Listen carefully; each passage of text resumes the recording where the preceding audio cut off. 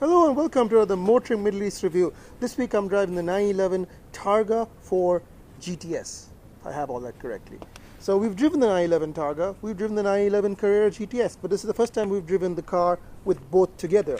And for me, it's actually the first time I've driven the new twin turbo 911s because, of course, they're all turbocharged 3-litre flat sixes now. And the turbo is, of course, an even more turbocharged car. So what do we got? Well, the Targa is obviously the convertible with that really weird folding roof arrangement at the back, dating back to the 70s. The 4 means four-wheel drive, so it's got the wide-body turbo, so quite a wide hip stance, quite nice looking car actually. And the GTS is the most powerful version of the Carrera engine. So 450 horsepower from the twin turbo 6, 406 foot-pounds of torque, about 30 more than the next most powerful S car. This car is not cheap. And to give you an idea of how cheap it is, I've got the specs out here.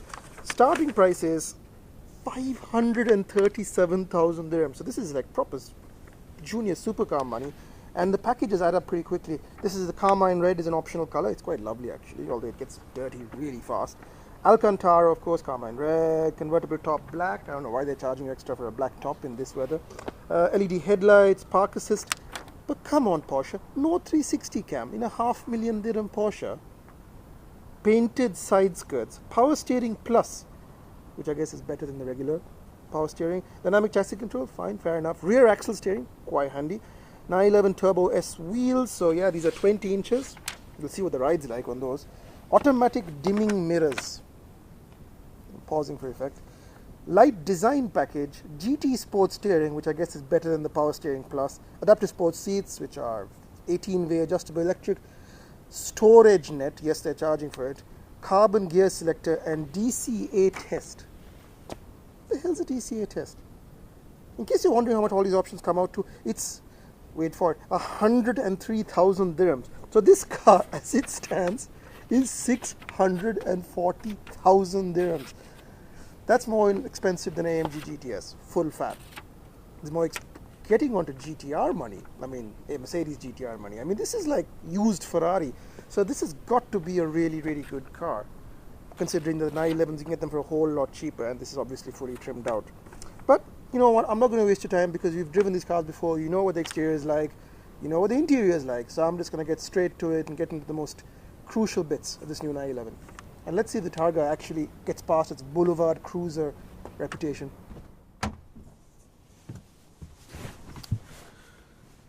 This is the 991.2 generation Carrera 911, and with the GTS package it comes with these lovely Alcantara seats, which are very comfortable, quite grippy, and when you're doing proper driving, it may seem a bit unnatural and German, the position at first, but once you get used to it, it's a great driving position. It holds you really nicely during spirited driving.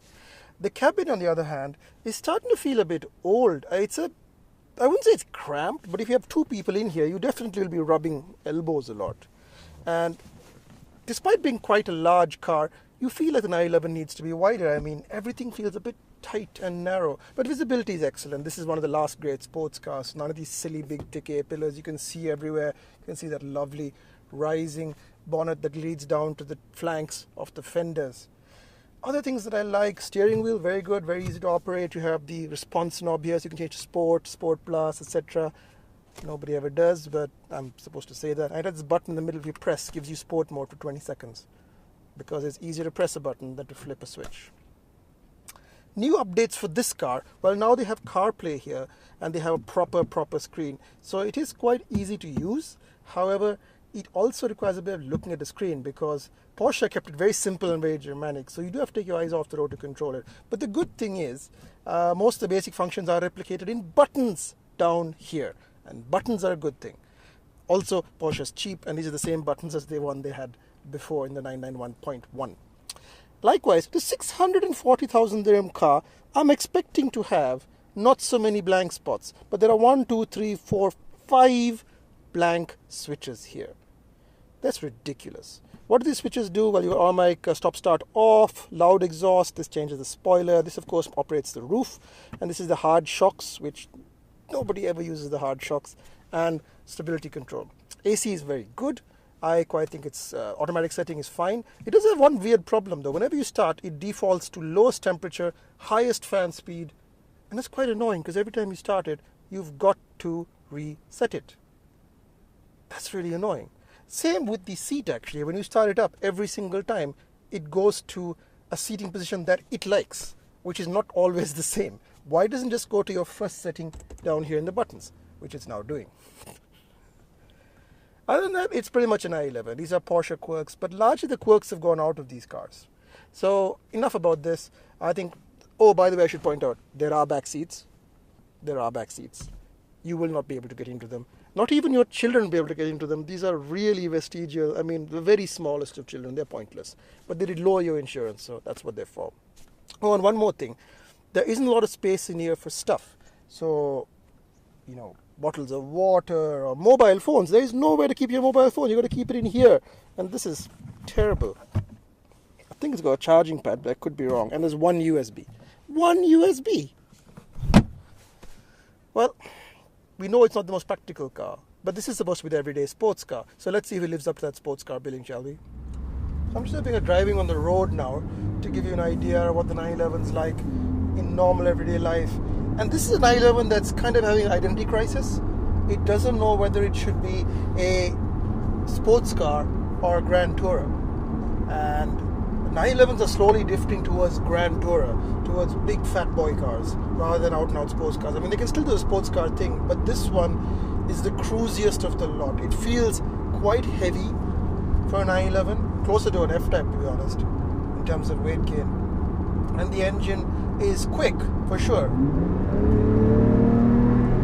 But it does take a little bit longer to spool up the turbos in the old flat 6 one. It's not slow by any means, but you feel that inertia as it tries to get over the weight. The steering, of course, is excellent as always. Probably some of the best weighting you can get in this segment, if not the best. This is the benchmark for many reasons. Like I said, seating position is excellent. Everything about this car is calibrated for the keen driver. It's meant for people who really enjoy driving, as opposed to a Ferrari or a Lamborghini, which are people who like enjoy posing. But this is also starting to become a bit of a poser's car. If you notice, I'm not driving with the roof up, sorry, down. And that's because it's really hot today. And you wouldn't be able to hear me because the Targa has massive, massive buffeting. I mean, it is ridiculous how much buffeting this car has. It's not very pleasant, so I keep the roof up, which kind of begs the point, why would you buy a Targa in the first place? So yeah, this is a car that's meant to be enjoyed at 7/10. It can still do all of that stuff, but doesn't really want to go all out hardcore like the regular 911 does. PDK is excellent. I don't really know why you'd buy a manual, and that pains me to say it, believe me. Brakes are good, very, very good. You don't need the carbon ceramics. Fuel economy is absolutely ridiculous. I think it's doing between 10 and 1100 liters per 100 kilometer. I mean, this car is just sipping gas. And I can see right now I'm doing about 90 and it's 0 bar on the turbo. So that's the secret. It stays out of the turbo and uses the natural torque of the flat 6. Engine's very tractable, so it sort of pulls nicely from walking pace. It is about 2000 RPM all the way up to a red line, which is about 7000 RPM. But the PDK has a nice trick where it goes down to 3000 RPM and 6000 RPM. So it depends on how hard you boot it. It's like, actually it didn't do that at all. So it always knows what gear it should be in. It's so fast. So PDK has a couple of nice tricks. It knows exactly where this engine finds torque, which is something that a human being would struggle with. So yeah, I mean, it's just really, really annoyingly good. So things I like: handling, power, top speed. Ride's very good over 100 kilometers per hour. The ride is actually quite good on these turbo 20-inch wheels. It's pretty comfortable. Things I don't like: the engine. I would like it to sort of have more personality. I'm putting in loud exhaust now. It's just loud, but it's not actually nice to listen to. So you go flat out, you hear lots of great noise behind you, but it's not a great noise. It's just racket. And what I want is something that feels sporty, feels alive. But 911s have never sounded good. Also, the ride below 100, you feel everything. It's quite hard. This car feels heavy, as I said before, and that weight makes itself manifest every time you turn the steering wheel. But it has tremendous amounts of grip. Tremendous amounts of grip. This is a car that, again, I don't know why you'd buy the 4-wheel drive version, because these tires are 305s at the back. They're massive. Absolute steamroller tires, grip like crazy. It's hard to fault this 911. It has a good AC, it's comfortable, all of that. But it's really hard to like it as well. I mean, it's like a really well sorted toolbox. You have everything you want, but you never just take them out for fun. And that's the problem with this car. It's so composed, it's so good at what it does, that it starts to become a little clinical. And this is by far and away not my favorite 911. And I know this is going to be an unpopular opinion because people love the Carrera, love the GTS, and I don't think the GTS package really adds that much. It's all at the top end. But really, this isn't that ballistically faster car like a way an AMG GT. An AMG GT is terrifying. And a Corvette Z06, dare I say it, is a lot more exciting. What this car wants to do is just drive everywhere comfortably. And I don't know if that's what you, as a 911 guy who saved up your whole life for this dream machine, really wants, because you can get lots of other Porsches, Panamera, you can get a Cayenne, which kind of have the same feeling. So yeah, it's a bit of a tough one. Let's be honest, this is really why you buy a Targa, because how many Porsches can do this? And that probably makes it the best Porsche, because no other Porsche can. It's fast, it's comfortable, it's got an amazing roof, and it's really expensive. But then no Porsche is cheap.